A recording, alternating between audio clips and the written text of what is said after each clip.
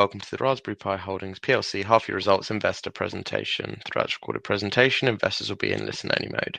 Questions are encouraged and they can be submitted at any time via the Q&A tab situated in the right-hand corner of your screen. Just simply type in your questions and press send. The company may not be in a position to answer every question it receives in the meeting itself. However, the company can review all the questions submitted today and publish responses where it's appropriate to do so. Before we begin, I'd like to submit the following poll. I'd now like to hand you over to Eben Upton, CEO. Good afternoon to you, sir. Good afternoon. Welcome everybody to our first half 2025 interim results. I'm Eben Upton, Chief Executive of Raspberry Pi. I have with me Richard Bolt, our CFO. There we are. I have Richard Bolt, our CFO, with me. I hope many of you know who we are and what we do. We build computers. We're based in Cambridge in the UK. We've been building and selling ARM-based embedded systems since 2012. We design our products in Cambridge. We build the vast majority of our products in Wales. It's about 140 of us, almost all located in Cambridge. Exporting, manufacturing between 7 and 9 million Raspberry Pis a year. We've made very nearly 72 million of them in the 13 years that our products have been on sale. Roughly 95% of the product that we produce is exported out of the UK.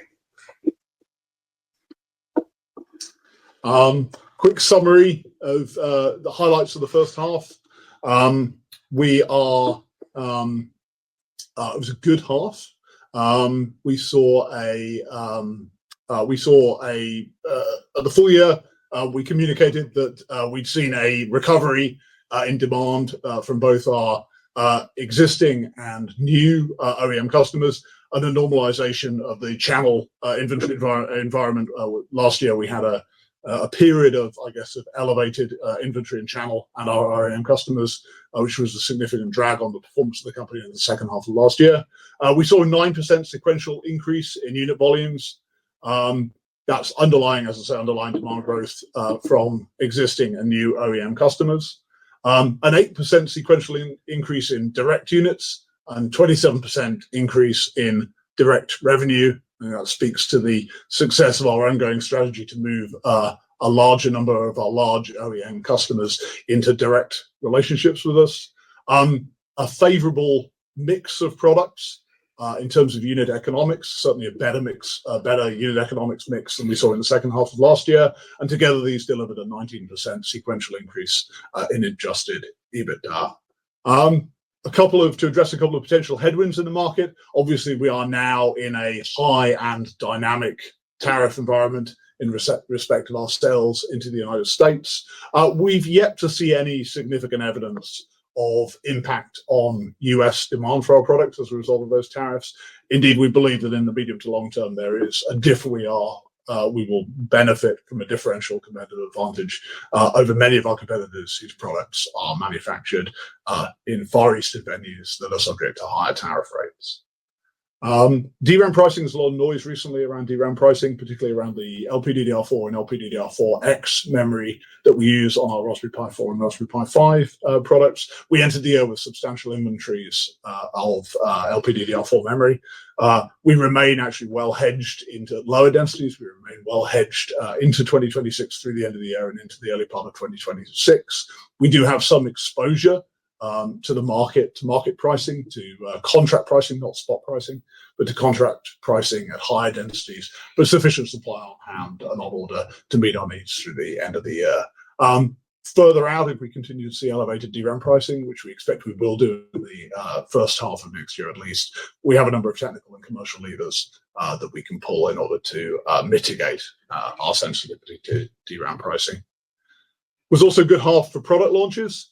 Where last year was a year of platform refresh. We refreshed both large Raspberry Pi platforms, Raspberry Pi 5, Compute Module 5, and Raspberry Pi 500, and also the microcontroller-based products with the launch of RP2350 and the Raspberry Pi Pico 2 series of single-board computers.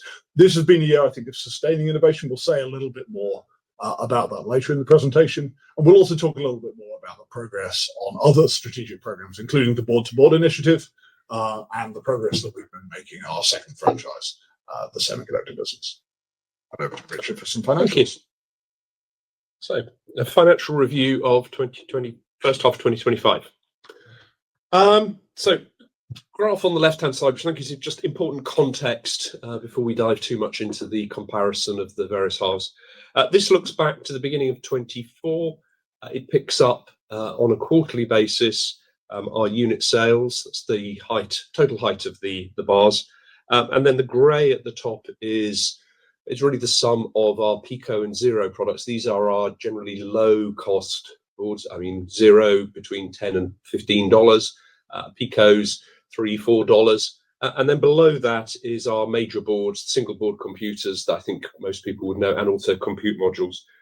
Coming down that, the blue there is the Pi 5. That's the board that we released just at the end of 23. So really volumes coming into 24 were still very much launch related.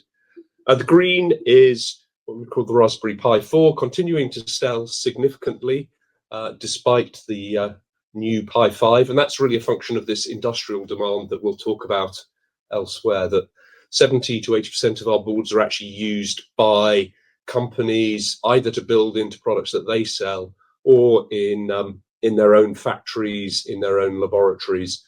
So very much a demand that actually is quite sticky because of that. And then the orange Raspberry Pi 3, gosh, that's something that we released in 2016, and we're still selling pretty significant volumes which are coming through. And then compute module, which is the credit card sized version. If you are building something where you are limited by space, that contains all the Raspberry Pi-edness that you need of a Pi 4 or Pi 5, and therefore you can fit it into a product. So that's very much an industrial product. And as you can see, coming into 24, Pi 5 volumes very high initially on the results of launching the product and all that launch demand. The compute module volume was also high because in 22 and 23 there had been a period of really quite chronic supply shortages, and we had seen an awful lot of back orders that finally the last part of which was fulfilled in Q1 24, really for compute modules. So anyway, a very good first quarter for those reasons. What came out of that at that time was an awful lot of our people in channel actually consumed, added large quantities of inventory. Indigestion, which is something that you may have seen right across the electronics sector really through 24, an awful lot of inventory build and channel stockpile. I think the nice part is really into 25, we have seen that now back to a normal level of demand, that industrial demand, which is to a first approximation is the part under that red line, the sum of those Pi 4s, Pi 5 CMs, etc. Has, after it dipped from early on, has now risen, has continued to rise through the period. And I think that has been the sort of strong theme that we want to get over to people really in the first half of 25, is that recovery in demand back to much more normal paced levels, almost to the point where we're seeing a little bit of order backlog in some cases as we step up our production to match that. Key metrics that we talk about: unit volume in the first half is about 3.6 million. That compares to 3.7 million a year ago. But as you can see, quite a bit has happened into the intervening period. So in half two, we did about 3.3 million. So very much that 3.7 down to 3.3 up to 3.6 trajectory. Gross profit per unit, key metric as far as we're concerned, the profit that we make on each of those boards, $8 in the first half of 25 compared to 8.3 in the first half of 24. Talk about that a little bit more on the next page. That comes together to give us a gross profit of 33.2 million, together with some profit that we make on accessories that are attached to those boards, and also on semiconductors, which I think Evan's mentioned, and we'll talk about more. This is where we sell chips specifically.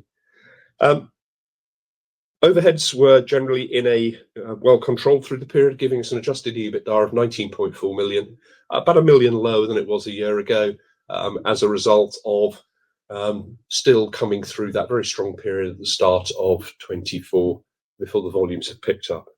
An operating profit, which is after depreciation amortization.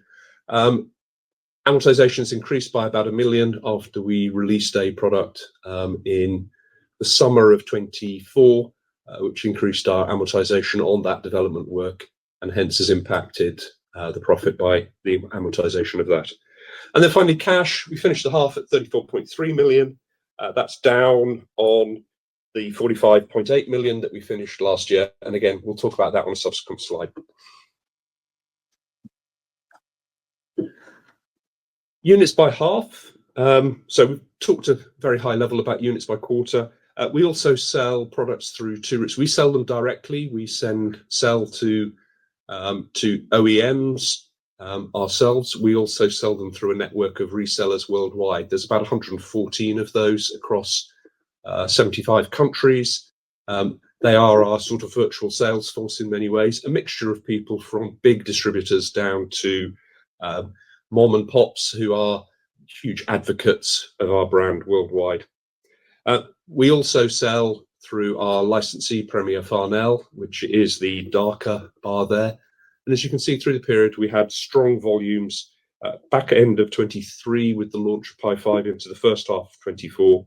And that gradually attenuated on the licensee channel.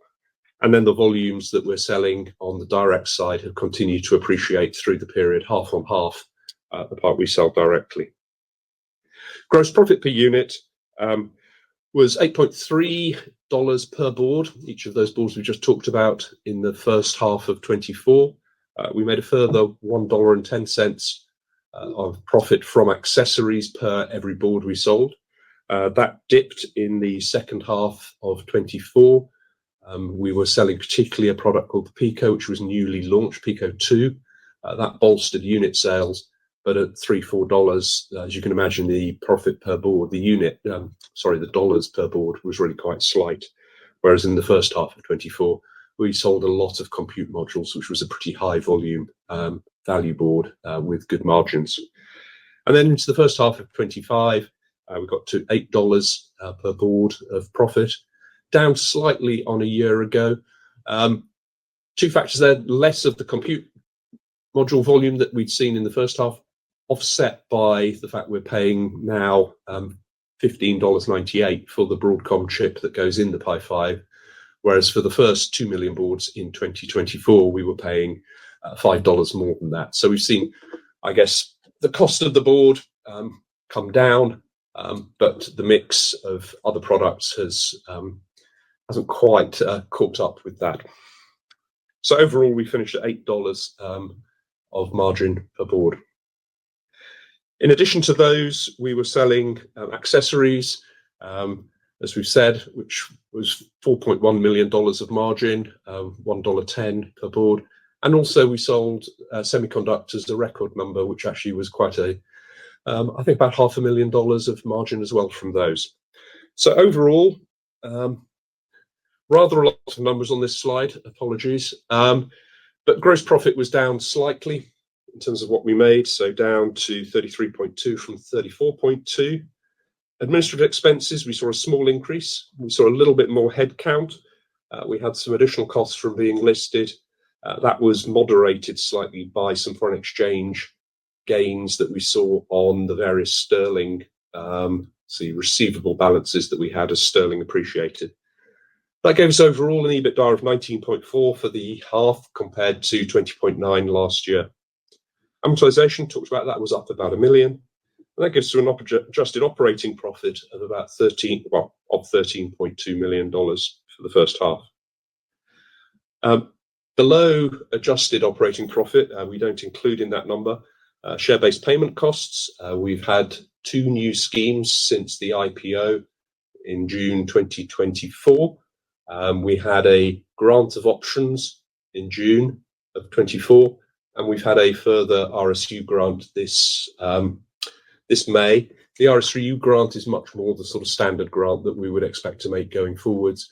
The options was very much something very much linked to the launch of the IPO, the successful listing of the company, and really making sure that all of the people who came through that process, having received the crystallization of their LTIP, continue to be motivated and participate in the success of the business.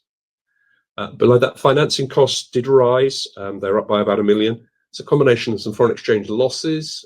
Again, sterling appreciation. We have a couple of leases, which under latest accounting standards, we have to capitalize. and therefore we had a sterling liability which incurred a loss, a non-cash unrealized loss of about 600,000-700,000. And then we also have some long extended payables, which again, under accounting standards, we have to discount. So there was an unwind of the discount over the period of about 1 million in there. Tax was down. Tax was down partly slightly lower profits, but also we had a foreign exchange gain. This is becoming a bit of a theme, but we did see quite significant sterling movements in the period on a tax receivable that we had at the end of the year. We receive R&D expenditure credits in addition to paying corporation tax in the usual way, but we do a lot of R&D. Those credits are paid a little bit, or paid this time a little bit after the year end. So we had a receivable, which again, the revaluation of that gave rise to a gain, which is why the tax rate that you can see here is actually quite low at 13%, when the true underlying rate is actually pretty much 25% corporation tax. Earnings per share, we particularly focus on adjusted basic earnings per share. The adjusted profit after tax was down by a couple of million, 2.5 million. Combination of the EBITDA we've talked about, finance costs, share-based payments being higher. We're paying national insurance these days as a listed company, whereas the original scheme pre-IPO was very much revolved around capital gain structure. And then we've got a tax reduction in tax costs. So overall, profit after tax was down. Number of shares in issue is pretty much 193 million now.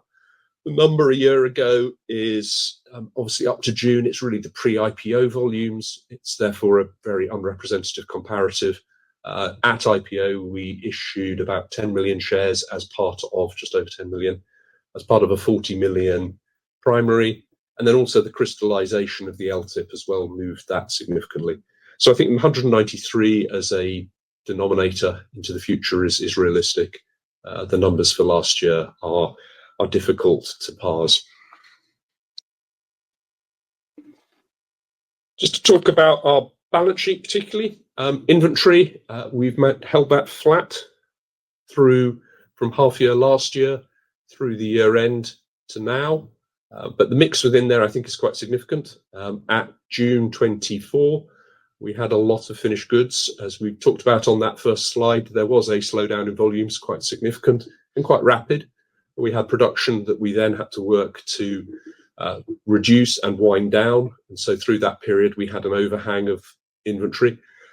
We very much said we would take steps. We were able to work closely with our manufacturing partner, Sony, to slow down that production, which is successfully done, so that we've come down with finished goods at around about 40 million for the end of this half.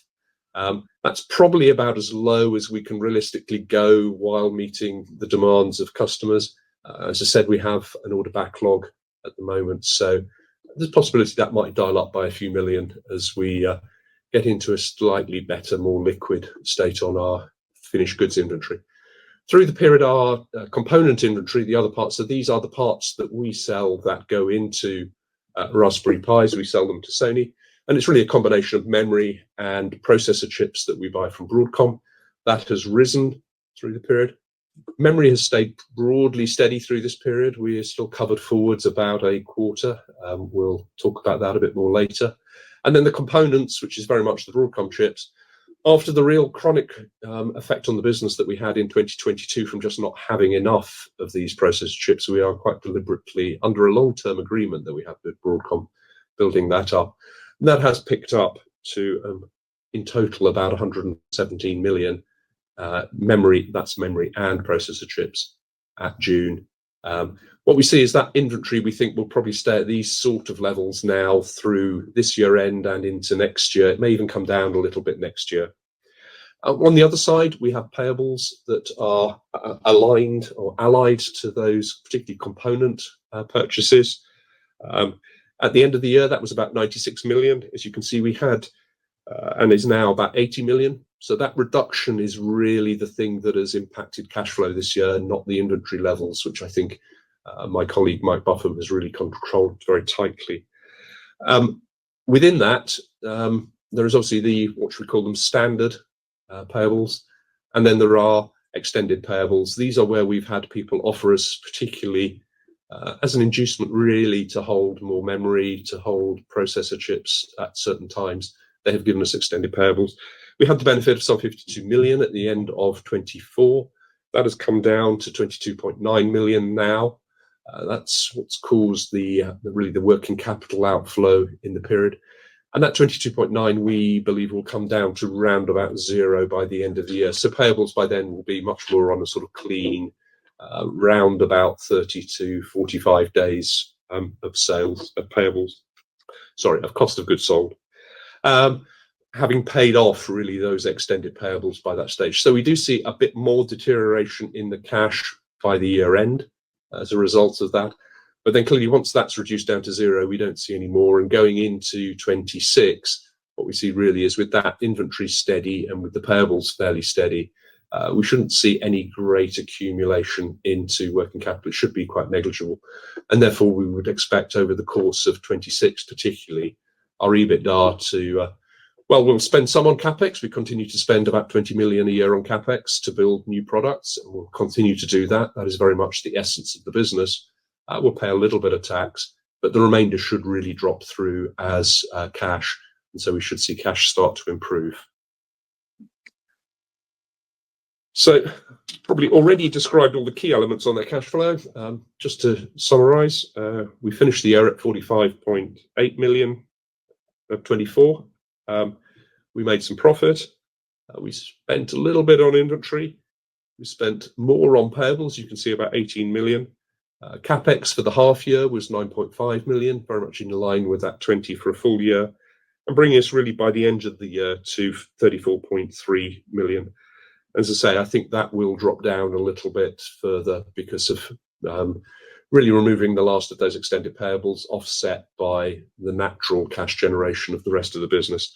And that should bring us down to a cash number at the end of the year of somewhere in the order of, well, we have various analysts out there with 15 to 20 numbers we're comfortable with.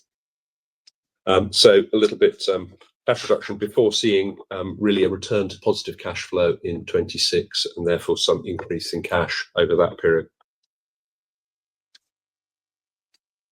Just to touch on our business model and the sort of key components within there. Our revenue model, we have really three ways that we get to customers. We sell to some customers directly, and typically we have a margin, say, of 15. These are sort of platonic numbers, but to give you a sense of the ratio of profitability between each of these routes to market. Significant majority of our sales, however, go through resellers. So this is this network of about 100 odd people worldwide. We generally make a margin of about $10 when we sell to them before they sell to the end customer, and they would pick up the $5 differential. And then we also have this partner, Premier Farnell, who make and sell about 25% of our unit volume. And in that case, it's say $5. More importantly, it's probably that ratio. It's 1 to 2 to 3 in terms of the margin that we make. And clearly, as we move between those channels to customer, that is one of the drivers in the background of the improved profit per board that we've seen over time. The other parts of unit economics in terms of our boards, costs, we have processor chips that we are buying almost entirely from Broadcom. We have DRAM, so memory, that we're using in those processor boards. And that is, we'll touch on later, it's obviously something where there has been some fluctuation in prices. And other components, so this may be diodes, it may be the printed circuit board, the green board on which all of our SBCs and compute modules are based, and capacitors and diodes and USB cans, etc. Other components. It's an area where typically we will have more than one supplier, so we have some pricing pressure that we can control it. And then we have manufacturing, which is almost entirely through Sony, and we control the relationship with them. How do we move the margin up? What's the margin upside? As we move up memory density, so if somebody buys a Raspberry Pi with 8 GB of memory compared to 4, it's fair to say we do make more profit on that higher memory, very similar, I guess, to Apple. Custom boards, we do design some boards for customers. Frequently when we do that, they get a price reduction, but often, well, to date, every one of those that we've done, we make more profit as well, because clearly the board contains just what they need. It doesn't need to contain everything else. So we have seen a way of appreciating volumes there. Variants, what do we mean by this? Obviously, we've talked about the classic variant, which is more memory, but also you can have eMMC memory rather than having a plug-in. And also you can have things like temperature, so higher temperatures. And then we also sell accessories. So we made about $1.10 for every board in the first half. We made a margin of accessories. That can be things like power supplies, it's screens, it's AI accelerator hats, a number of things. What we are seeing rather nicely is on things like power supplies and particularly keyboards, people are buying those in their own right now as a piece of quality engineering rather than just as an attachment to a Raspberry Pi. And so we're seeing a sort of step up in those. And then overall, there's a lever in terms of managing the economics, which is we have scope to change pricing as appropriate. Sometimes we've changed it down in the past. We have increased it. It's not something we do lightly. We are very much focused on that long-term establishment with customers. That predictability is important to us. We are clearly focused on making sure that Chinese competitors do not come in if we overcharge and get a toehold in the market. So that gives us a chance and really to meet our objective of growing profit, gross profit per unit over time. I'll pass back to Evan now. Good. Okay, we'll give a quick update on the progress of some of our strategic activities. As I said, this has been another strong year for product launches at Raspberry Pi. Very different character, 2025 versus 2024. So in 2024, we refreshed our core platforms: Raspberry Pi 5, Compute Module 5, Raspberry Pi 500 at the big end, and then Raspberry Pi Pico 2 and its variants, powered by the new RP2350 microcontroller. 2025, in contrast, is really a year of sustaining innovation. It's about identifying gaps in our product lineup, about addressing specific pieces of customer feedback, and finding places where we can deliver incremental improvements to our existing products. Got a couple of examples here on the slide. Extended temperature Compute Module 4. Historically, our Compute Module products have been commercial temperature grade products rated from -20 degrees to +70 degrees. By extending that temperature range out to the range of -40 degrees to +85 degrees, we expand the range of target applications to the platform. We had customers who wanted to design with Compute Module, but were unable to because of the lack of an industrial temperature grade variant. It's also a good example of a non-density related way in which we can charge more for our products. When we provide people with that facility, we can charge more money, and it delivers incremental margin to the company. The second example, Radio Module 2, we have a lot of people, OEMs, designing, prototyping with our wireless Pico variants, Raspberry Pi Pico and Raspberry Pi Pico W and Raspberry Pi Pico 2W, and they're wanting to go to scale as direct semiconductor customers. When they do this, they need a solution for wireless connectivity. Radio Module 2 is effectively the radio subsystem for a Raspberry Pi Pico W product, but packaged in a way which makes it more integrable into OEM products. We're still, I think a sort of a tradition of Raspberry Pi is not to talk in great detail about future product launches, but we have a number of things coming up in the second half. We have an imminent major platform release targeting the education enthusiast and enterprise market. Last year saw the launch of our first artificial intelligence, ML, machine learning acceleration products, the AI camera, the AI kit, and a pair of products called AI hats. The fourth quarter will see a new product in that product line, a new AI product with enhanced support for more modern workloads, for generative workloads, including LLMs. We have a cost-engineered Compute Module product for the Chinese market, actually launched this morning in Shanghai. It's the first time that we've done a product of this sort. So it's the first time we've done a specific geographically targeted product, and it reflects the extreme price sensitivity that we see in the modular computing market in China. And finally, on the software side, we'll be adding new features to Raspberry Pi Connect. Recall that Connect is our product offering, our IoT cloud offering to our OEM customers. We'll be rolling out a range of new features to the Connect platform, including support for over-the-air updates, secure over-the-air updates that are compliant with the range of new regulatory requirements that are coming in the IoT space. The board-to-board initiative, this is now a year-old initiative we initiated in the aftermath of the IPO, designed to reach out to senior decision makers of industrial OEMs with the aim of generating individual design wins which move the needle. Recall that our median OEM customer buys under 1,000 units a year from us. We have a very broad OEM customer base. Really, the goal here is to go and incubate design wins, which are in the 100,000 unit plus a year range. Really, three elements to this work.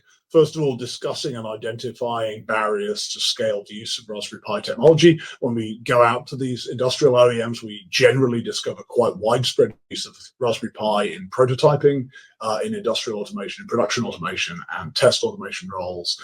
Some of those OEMs then are also using Raspberry Pis inside their products, but a number of them are kind of stuck at what we would consider to be an industrial rather than an embedded engagement.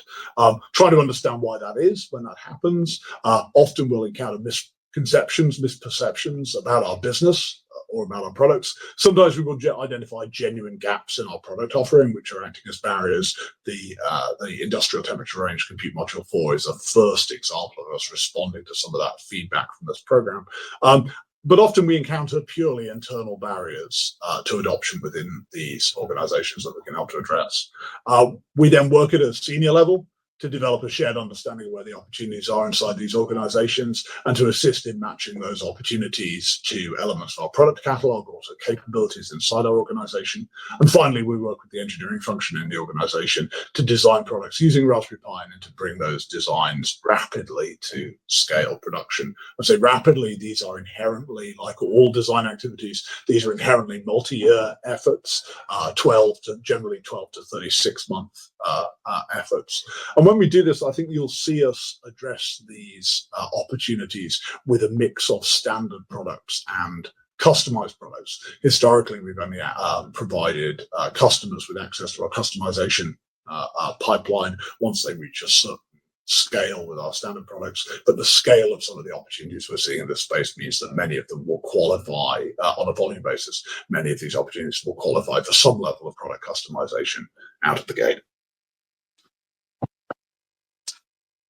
What exactly are we finding when we talk to these OEMs in the way of barriers? Well, we're finding organizations which have great domain-specific engineering capabilities and great enthusiasm for the idea of introducing connectivity and introducing intelligence into their products. But I think we do see this series of common barriers, and they're not really just barriers to the adoption of Raspberry Pi technology. They are broader barriers. They are barriers to the addition of intelligence and connectivity to products. What are the barriers? Well, the hardware and software platforms that people need to work with in order to add these capabilities are becoming progressively more complex to work with over time. Both the hardware and software elements of the platforms in isolation, and also the co-optimization of the hardware and software components of the platform to meet the required price performance point. We also see an increased focus within these organizations on security and on reliability. Some of that is reputational, a desire not to put products into the wild which are going to misbehave when they're there, but a significant amount of that is also now regulatory. There is an increasing degree of regulatory scrutiny on the security behavior of connected, distributed, intelligent products. Obviously, the usual commercial considerations apply, but also some more recent concerns, particularly around supply chain integrity in the context of a more complicated geopolitical and tariff environment, and a continuing and I think increasing difficulty in recruiting and retaining the design engineers within their organization, which is required to successfully land these features into products. Obviously, we see Raspberry Pi as an answer to many or all of these issues, both through its ease of use, It's highly integrated software and hardware solution. We are delivering people turnkey software on cost-effective hardware. Obviously, to that supply chain point, almost every Raspberry Pi product, and certainly all core Raspberry Pi products, are manufactured in the UK. As we focus on these potential high-value wins through the board-to-board program, I think it is important to remember that as I say, our median OEM customer is under 1,000 units a year. So it's important not to allow the broad market to wither as we do this. The health of this market really is key. It is the thing that's powered the growth of Raspberry Pi to date, and it will be one of the components that powers the growth of Raspberry Pi over the next decade. What are we doing? Well, we're investing more in physical events. That's primarily trade shows. We have significant presence this year at 6 trade shows, up from 3 last year, and also virtual events, in particular first and third party webinars with a focus, with particular emphasis on non-English language content. We're making better use of our communication assets now, better use than ever of our communication assets, the website, our various newsletters, our social media reach. And we're working with partners, especially in China and the Far East, to distribute our messaging in places where there may be language or cultural barriers, which would normally make it hard to address that from head office. Lastly, more scalable early access programs. If you look at the early adoption curve for Compute Module 5 for RP2350 and compare that curve with their predecessors, Compute Module 4 and RP2040, you see a much more rapid adoption curve. What's driving that? Work that we did in the 6 to 12 months before the launch of those products to get early access samples into the hands of prospective OEM customers. And I think you'll see a lot more of that from us in the future. Some case studies. We love case studies. Try to do some case studies every time we do some results. They really bring our customer value proposition and our competitive advantage to life. The examples here come from a recent visit to Brazil by Roger Thornton, who runs our applications team in Cambridge. And what's interesting is that they are, why have we picked Brazil for this? Because South America is traditionally, it's probably the last market for us to invest significant last developed market for us to invest significant first-party effort in. And yet, as we start to do that, what we're encountering already is quite a fairly well-developed ecosystem of OEMs using our products at the heart of their products. 3 examples here. ProData, they make transport products. The yellow box you see here is an intelligent ticket gate product for public transport, apparently dealing with challenges associated with people borrowing their grandparents' free bus passes in order to get free rides on Brazilian buses. Safe Farm, agri-tech products, and precision agriculture. And then Excel fuel station automation. These are very much in the wheelhouse. This is very much sort of the heart. These sorts of applications are the heart of industrial and commercial OEM applications of Raspberry Pi in Europe and in North America. It's fascinating to see the extent to which already, even in a market in which we are only beginning to apply first-party effort to, there's already a fairly rich ecosystem of people using our products.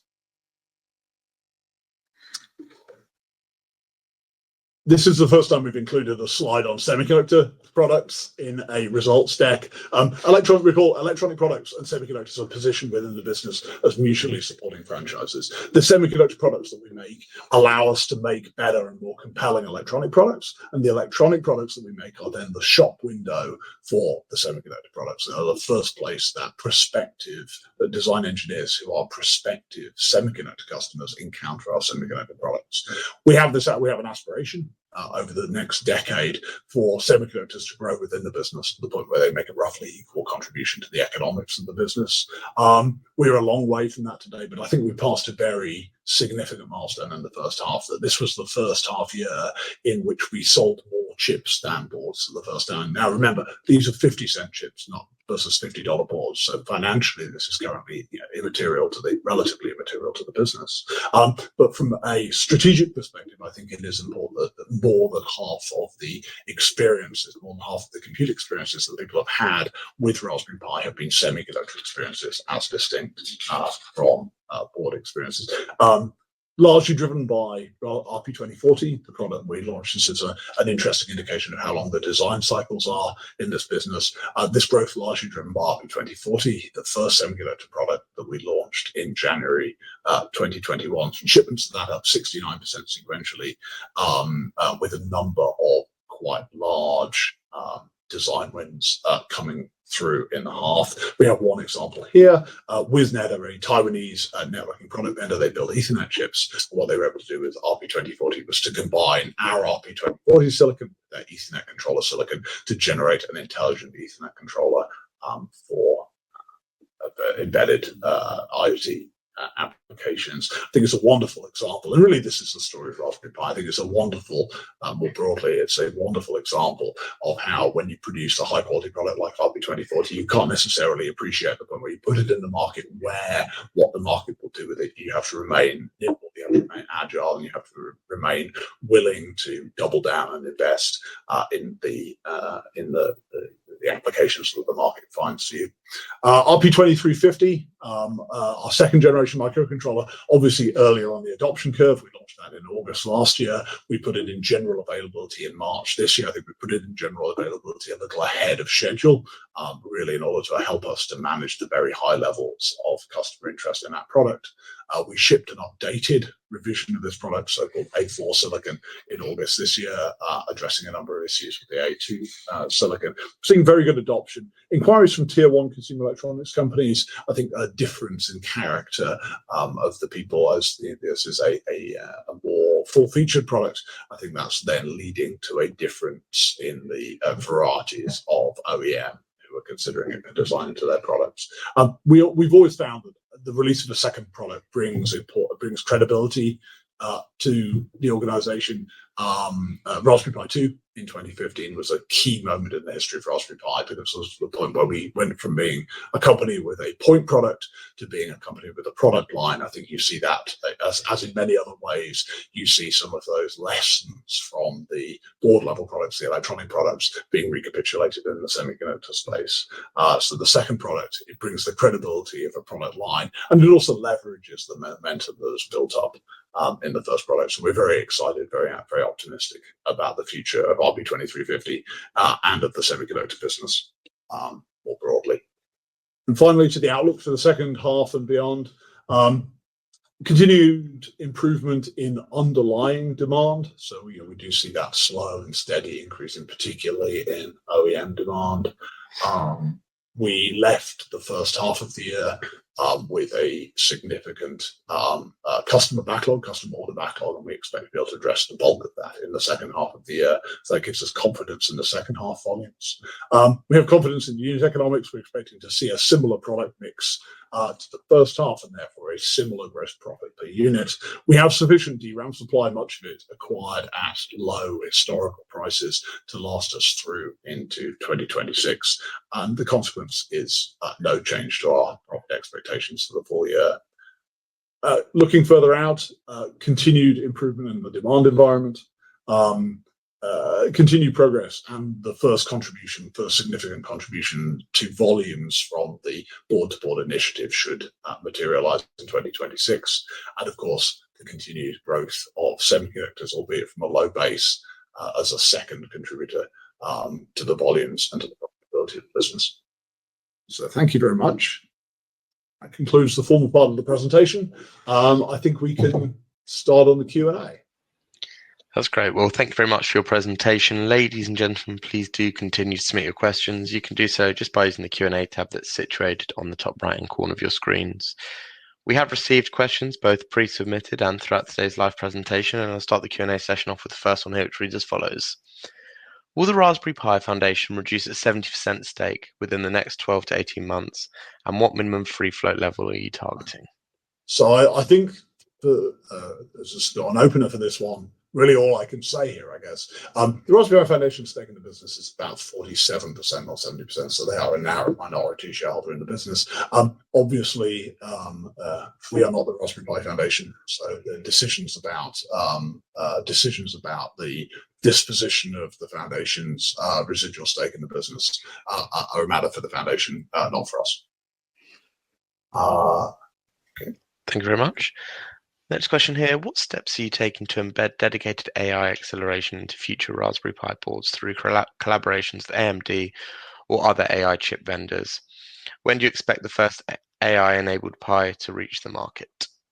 I think we have a fairly consistent story about how we think about AI in the core product, which is we try to provision, we have a conviction that many AI workloads will run well on CPUs alone on unaccelerated platforms. So what we've concentrated on doing over the last few years is to provision progressively more general purpose compute capability in both the board level products, the big Raspberry Pi products, and the microcontroller based products to allow them to run the majority of AI workloads. Where we go beyond that capability, our aspiration is to have good relations, to be the best possible host for third-party accelerators and have good relationships with accelerator vendors. At the moment, our primary AI accelerator vendor relationship is with Halo. The AI Kit and AI Hat products that I referred to earlier are Halo-based products, and I think that future AI acceleration on Raspberry Pi is likely to be Halo-based. We're very happy, we're very excited about their silicon roadmap. Would we build compute into a core AI acceleration into a core Raspberry Pi product? I think it would be very challenging to build it into the standard SKU because we have to remember that many of our vendors, many of our customers rather, don't require that. So you would be, if you built it into a standard SKU, you would be taxing every customer who didn't want AI for the sake of wants to do. I don't think it's unimaginable that you might see a product with acceleration, but it's certainly not on the roadmap at present. And if we did, it would likely be Halo as the accelerator vendor. That's great. Thank you very much, Eben. Next pre-submitted question we have here: what's the current forecast for the microcontroller side of the business? The RP20XX microcontrollers are used heavily in the enthusiast market. How does it look for gaining a big share of the embedded market, and how do you intend to take share away from the big players? I think it is a long road. So this is, a half in which we did 4.5 million units, maybe a full year in which we might aspire to do between 8 and 10 million units. This is in a 30 billion unit microcontroller market, so there's certainly plenty of room to grow there. I believe, we have a compelling price performance proposition relative to the incumbent vendors. I think you need a compelling proposition in order to penetrate such a well-developed market. I think what we're likely to see is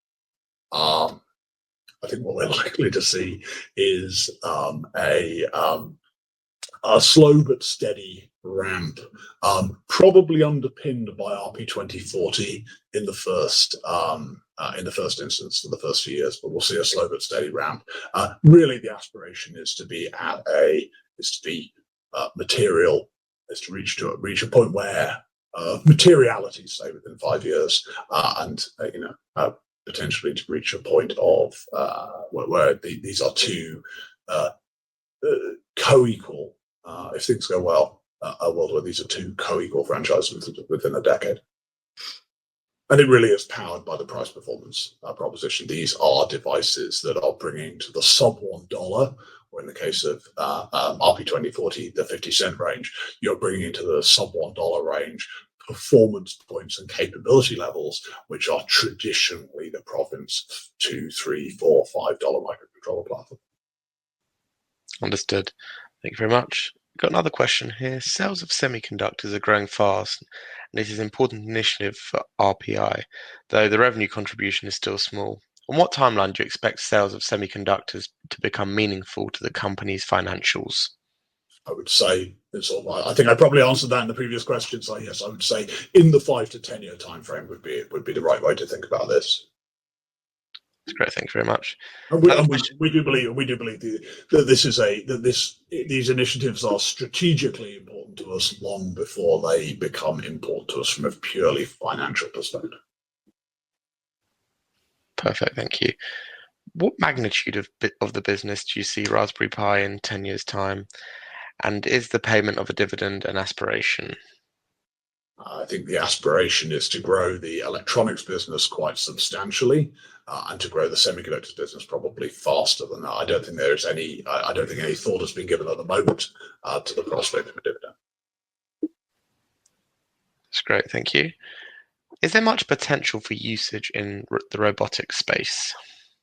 I think there is. I think we already see some usage of both the electronic products and the semiconductors in the robotic space. I think a thing that we're particularly excited about is the prospect of pairing Raspberry Pi with acceleration with external PCI Express attached acceleration hardware in the embodied robotic space. I think that there really is if you look at the embodied AI space, the opportunity to add really first-rate AI capabilities to robots of all sorts.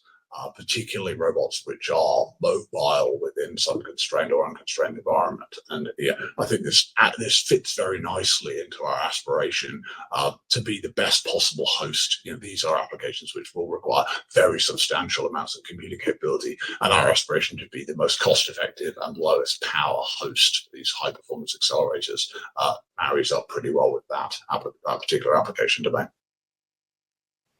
That's great. Thank you very much. The final question we have for the moment. Do you have multiple DRAM suppliers, or are you dependent on just one or two?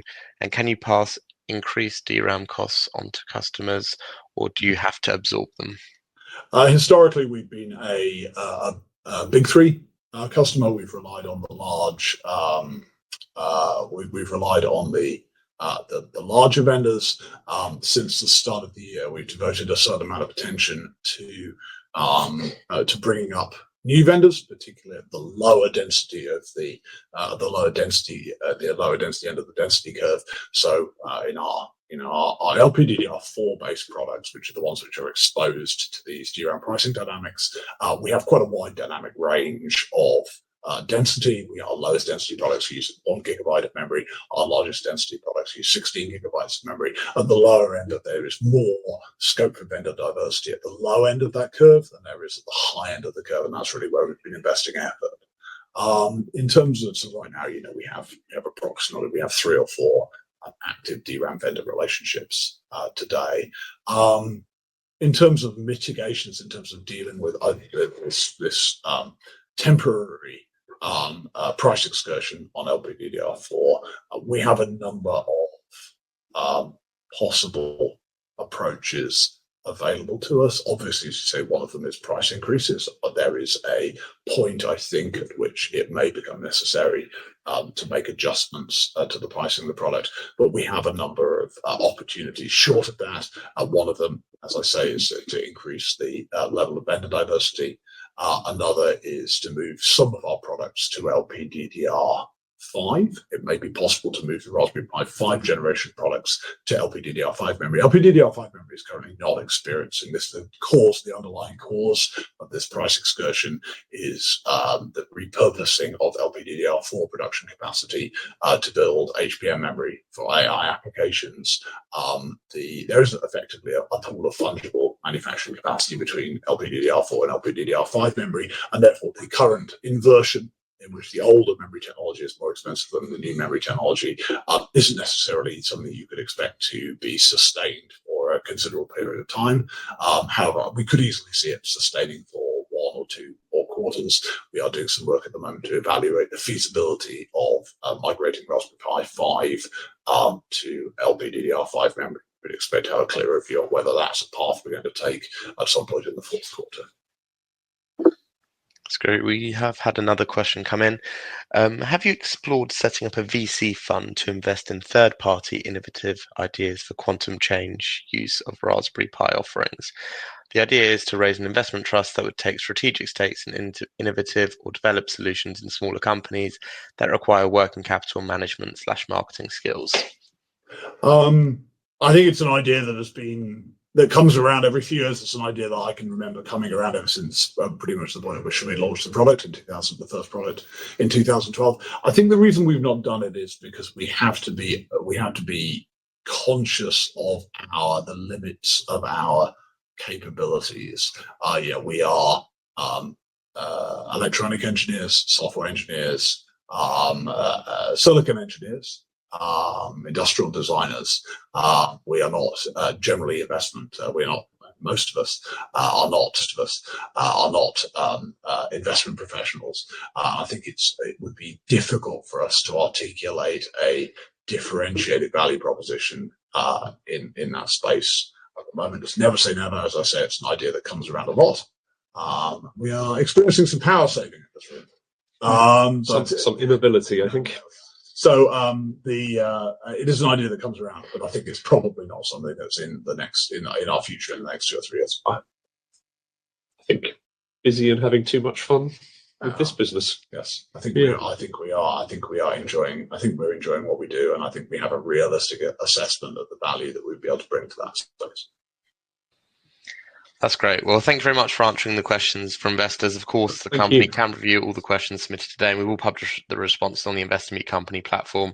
But just before redirecting investors to provide you with their feedback, which is particularly important to you both, Evan, could I just ask you for a few closing comments? Sure. Well, thank you all for taking the time, for taking an hour to come and talk with us, to listen to us talk with us about Raspberry Pi. We are now roughly 15 months into our journey as a public company. It remains an honor and a privilege to be involved with Raspberry Pi, to be allowed to spend time leading the Raspberry Pi organization. It is a business which remains as fun to run as it was on the day we sold our first Raspberry Pi back in 2012. So once again, thank you for your time. That's great, Evan. Richard, thank you once again for updating investors today.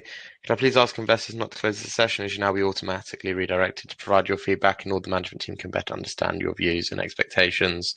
On behalf of the management team of Raspberry Pi Holdings PLC, we'd like to thank you for attending today's presentation, and good afternoon to you all.